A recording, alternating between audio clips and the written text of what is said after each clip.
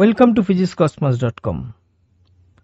In this episode, we will solve some magnetostatic problem. A current I flows along a thin wire shaped as a regular polygon with n sides, which can be inscribed into a circle of radius capital R. Find the magnetic field at the center of the polygon. Analyze the obtained expression at n tends to infinity. অর্থাৎ একটি regular polygon n sided পলিগনের মধ্যে দিয়ে current flow হচ্ছে, steady current ধরে নিতে হবে, তার জন্য এই ও পয়েন্টে ম্যাগনেটিক ফিল্ড ক্যালকুলেট করতে হবে। এবং এই পলিগনটা একটা সার্কেলের মধ্যে ইনস্ক্রাইবড, অর্থাৎ এই ডিস্টেন্সটা হচ্ছে ক্যাপিটাল আর, অর্থাৎ রেডিয়াস অফ দ্য সার্কেল, এবং এটা ইউনিফর্ম এবং প্রত্যেকটা সাইড সমান। এবং এটা এই অঙ্কটা করতে হলে আমাকে বায়োসাভার্ট ল এর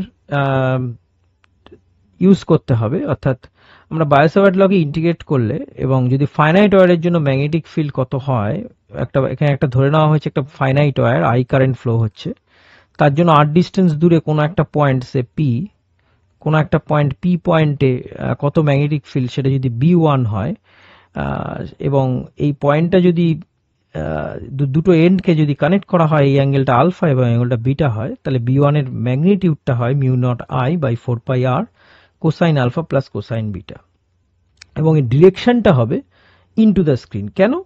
যে বায়োসাভার্ট ল অনুযায়ী যে স্মল সেগমেন্টের জন্য কারেন্টটা হয় μ0I/4π IDL cross r cap by r square, অর্থাৎ এরকম একটা লুপের মধ্যে এরকম একটা ওয়্যারের মধ্যে দিয়ে কারেন্ট যাচ্ছে, স্মল এলিমেন্টের জন্য r, তাহলে ডিএল ভেক্টর হচ্ছে আই এর দিকে, অর্থাৎ ডিএল আর, ডিএল থেকে আর এর দিকে একটা ক্লকওয়াইজ ডিরেকশনে, একটা ক্লকওয়াইজ ডিরেকশনে ক্রস প্রোডাক্ট, অর্থাৎ দুটো ভেক্টরের ক্রস প্রোডাক্ট যদি ক্লকওয়াইজ হয়, তার মানে এর ডিরেকশনটা হবে ইনটু দ্য স্ক্রিন, অর্থাৎ ডাউনওয়ার্ড। অর্থাৎ একটা যদি স্ক্রু, রাইট হ্যান্ড স্ক্রুকে যদি মানে ইনটু দ্য স্ক্রু ধরা হয়, তাহলে স্ক্রুর পিছনে মানে ব্যাক সাইডে যে ক্রস সিম্বলটা দেখা যায়, বিশেষ কিছু স্ক্রুর পিছনে ক্রস অথবা কখনো মাইনাস, তার মানে আমরা এই ক্রস দিয়ে আমি দেখাবো এটা ইনটু দ্য স্ক্রিন। এই ক্ষেত্রেও দেখো আইডিয়াল কারেন্টটা এইদিকে ফ্লো হচ্ছে, ডিএ আরটা এদিকে, তাহলে ডিএল থেকে আর এর দিকে যখন আমি ক্রস প্রোডাক্ট করব, তাহলে ডিরেকশনটা হবে ইনটু দ্য স্ক্রিন।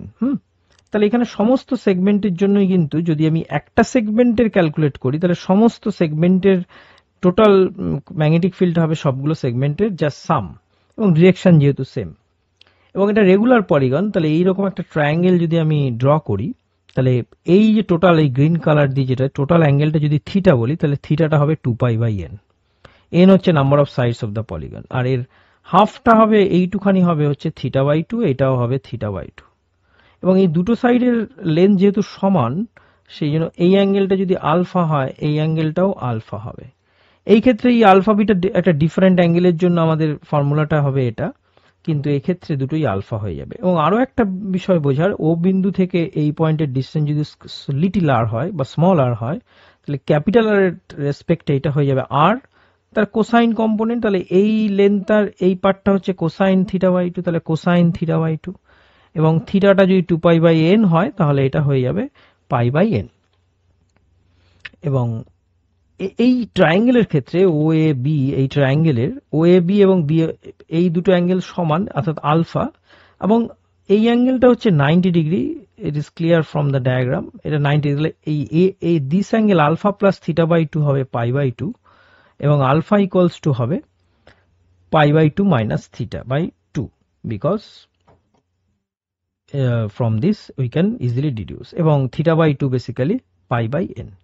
তাহলে এই ছোট্ট একটা সেগমেন্ট, সে এবি সেগমেন্ট এর জন্য ম্যাগনেটিক ফিল্ডটা হবে ও পয়েন্টে μ0I/4πr cosine of, I replace alpha by this angle and this angle, and cosine 90 minus something is sine of something and sine of something, and এই স্মল আরটা হচ্ছে r capital R cosine π/n বসিয়ে দেওয়া হলো। After substitution রেজাল্টটা হয়ে যাবে এটা tan হয়ে যাবে, কারণ সাইন বাই কস। তাহলে টোটাল ম্যাগনেটিক ফিল্ডটা কি হবে? তাহলে n খানা সাইডের জন্য n into B1 μ0I n Times of this thing. এবার পরের পার্টের কোশ্চেন, এটাই পরের পার্টের কোশ্চেন হচ্ছে n টেন্স টু ইনফিনিটি হলে কি হবে। তাহলে n টেন্স টু যদি ইনফিনিটি হয়ে যায়, n টেন্স টু ইনফিনিটি হয়ে যাওয়া মানে, অর্থাৎ রেগুলার পলিগনটা অলমোস্ট লাইক এ সার্কেল হয়ে যাবে, অর্থাৎ লিমিটিং কন্ডিশন, একটা পলিগন যখন সার্কেল হয়ে যায়। এই ধারণা কাজে লাগিয়ে প্রাচীন গ্রিস দেশে পায়ের ভ্যালু বের করার চেষ্টা করেছিল, বা অন্যান্য সিভিলাইজেশনও হয়তো চেষ্টা চলেছিল। যাই হোক, তাহলে ten pi by N by one by N, এই লিমিটটা কি হবে? অর্থাৎ আমি যদি ধরে নিই পাই বাই এনটাকে এক্স এবং N equals to pi by X, N tends to infinity হলে বুঝতেই পারছো যদি এনটা যদি খুব লার্জ হয়ে যায় তাহলে এক্সটা প্রায় জিরোর কাছাকাছি চলে যাবে।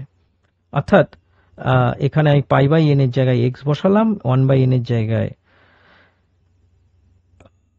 এক্স বাই পাই, পাইটা উপরে চলে গেল। আমরা জানি যে tan of X divided by X, এই লিমিটটা যদি আমি নিই from calculus X tends to zero, তাহলে এটা হয়ে যায় হচ্ছে ওয়ান। এটা আমরা জানি কারণ টেন এক্সটা ভেরি স্মল হলে এটা X, X by X one. And তাহলে এই ক্ষেত্রে এটা পাই চলে আসবে। এবং যদি আমি এই ফর্মুলাতে কাজে লাগাই তাহলে টেন পাই বাই এনটা গিভস ইউ দ্য পাই, তাহলে পাই পাই কেটে গেল, mu naught I by two r. It's an outstanding result, কারণ এই রেজাল্টটা এই ম্যাগনেটিক ফিল্ডের এই যে ভ্যালুটা আমরা পেলাম, এই ভ্যালুটা বেসিক্যালি একটা সার্কুলার কারেন্ট ক্যারিং ওয়্যারের মধ্যে থেকে যদি একটা আই কারেন্ট যায় তাহলে তার সেন্টারে ম্যাগনেটিক ফিল্ডটা কত হয়, তার ম্যাগনিটিউডটা হয় mu naught I by two r. মানে একটা পলিগন বিকাম আ সার্কেল, অর্থাৎ একটা লিমিটিং কন্ডিশনে আমি পলিগনটা সার্কেলে কনভার্ট হলো। Thank you for watching. Please subscribe, share and comment.